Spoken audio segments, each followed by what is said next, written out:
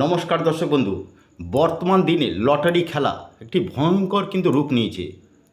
যুবক থেকে বৃদ্ধ সবাই কিন্তু এই লটারির পিছনে ছুটছে। সারা মাসে যা রোজগার করছে তার অধিকাংশই কিন্তু এতে লটারির দিকে ব্যয় করে দিচ্ছে। হয়তো কোনো সময় একদিন পেলো, আর পাচ্ছেই না। এই নেশায় যে আজ পাবো কাল পাবো, এই নেশায় পড়ে না বহু পরিবার কিন্তু সর্বশান্ত হয়ে যাচ্ছে।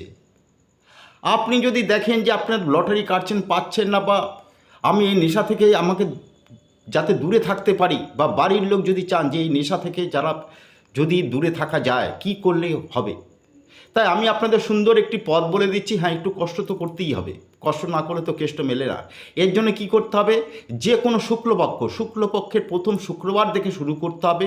25টা 1 টাকার কয়েন লাল কাপড়ে মুড়ে আপনার ঠাকুরের স্থানে রাখুন, মানত করুন, এবং প্রতিদিন একটি করে কয়েন নিয়ে গিয়ে যে কোনো শ্মশানের ভিতরে ফেলে দিয়ে চলে আসুন। নমস্কার।